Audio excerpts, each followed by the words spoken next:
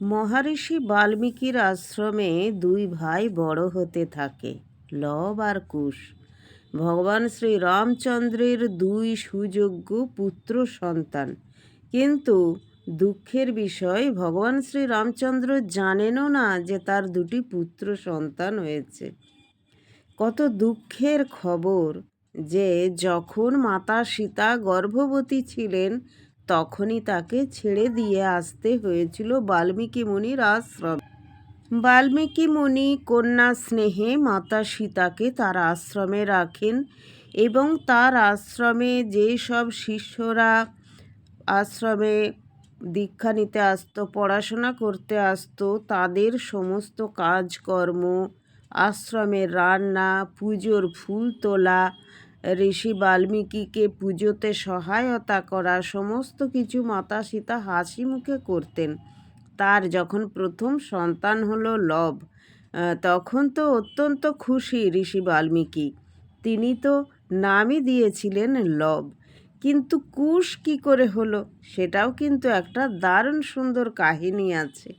একবার তখন লব খুব ছোট্ট, তো ঋষি বাল্মীকি তখন পুজোর জন্য পুষ্প চয়ন করছিলেন বাগানে। সেই সময় মাতা সীতা বললেন যে, মহর্ষি, আমি একটু নদীতে যাব জল আহরণ। বললেন, আমি একটু জল আনতে যাব, তো আপনি লবকে একটু লক্ষ্য রাখবেন। এই বলে মাতা সীতা লবকে ওখানে রাখবেন কিনা ভাবছেন, কিন্তু দেখলেন যে বাল্মীকি মুনি তিনি হ্যাঁও বলেননি, নাও বলেননি। তখন মাতা সীতা কি আবার ভেবে লবকে কোলে নিয়েই চলে গেলেন, কেননা তিনি আর মহর্ষিকে বিরক্ত করতে চাননি, আর দ্বিতীয়বার প্রশ্নও করেননি। তো আর মহর্ষি তো সবসময় ভগবত চিন্তায় মত্ত থাকেন, তিনি কিন্তু কথাটা ঠিকই শুনেছিলেন। তো তারপর তিনি ফুল তুলে যখন পিছন ফিরে দেখেন যে সেখানে লব নেই, তিনি অত্যন্ত চিন্তিত হয়ে পড়েন। এ কী করলাম আমি? সীতা আমাকে এত বড় একটা ভার দিয়ে গেল, সেই ভারটা আমি রাখতে পারলাম না। আমি সীতা এলে তাকে কি জবাব দেব? সে যে আমার জনম দুঃখিনী, সে জন্ম থেকেই দুঃখ পেয়ে আসছে, তাকে আমি কি উত্তর দেবো? ঋষি খুব চিন্তিত হয়ে পড়লেন, ভগবানকে ডাকতে লাগলেন। তারপর তিনি কি করলেন, তার কাছে যে কুশ ছিল, পুজো করতে যে কুশ লাগে, সেই কুশ তিনি হাতের ওপর রেখে আর মন্ত্র উচ্চারণ করলেন। সঙ্গে সঙ্গে সেই কুশ থেকে একটি একদম হুবহু লবের মতো দেখতে একটি পুত্র সন্তানে পরিণত হলো। তিনি নাম রাখলেন কুশ। তারপর মাতা সীতা যথারীতি নদী থেকে জল নিয়ে ফিরে এলেন, কোলে তার লব।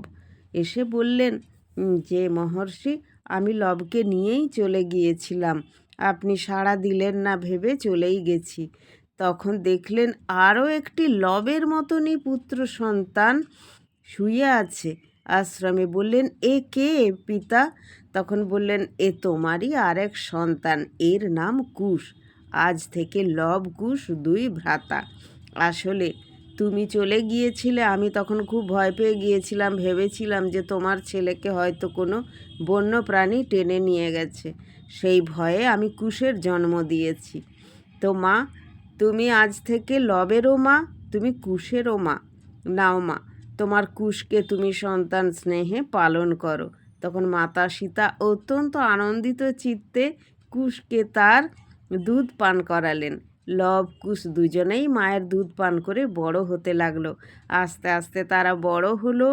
আশ্রমে তারা ছুটে বেড়ায়, দৌড়ে বেড়ায়, খেলে বেড়ায় এবং মহর্ষির কাছে তারা সমস্ত কিছু গ্রন্থ পাঠ করে এবং তারা যুদ্ধবিদ্যাতেও পারদর্শী হতে থাকে। আস্তে আস্তে তারা বড় হয়, তারা রামের কাহিনী শোনে, তারা সমস্ত রামায়ণের গল্প পাঠ করতে থাকে মহর্ষির কাছে। তাই তারা একবার অযোধ্যায় গিয়ে আর রাম সীতার কাহিনী বলেছিল, তাই শুনে সারা অযোধ্যাবাসী কেঁদেছিল। তারপর তো আপনারা জানেনই যে একবার যজ্ঞের ঘোড়া নিয়ে খুব যুদ্ধ হয়েছিল, সেখানে রাম লক্ষ্মণ দুজনকেই লবকুশ মেরে ফেলেছিলেন। তারপর মাতা সীতা তাদেরকে বলেছিলেন যে তারা হলো সেই রামেরই সন্তান। পরে তারা সে পরিচয় জানতে পারে। তো সেসব অনেক বড় লম্বা কাহিনী। তো সে কাহিনী নিশ্চয়ই আবার আপনাদের একদিন জানাবো। যদি ভালো লাগে অবশ্যই জয় সীতারাম বলে যাবেন। জয় জয় শ্রীরাম। হরে কৃষ্ণ, রাধে রাধে। সবাই খুব ভালো থাকবেন আর সবাইকে অনেক অনেক ভালোবাসা। রাধে রাধে।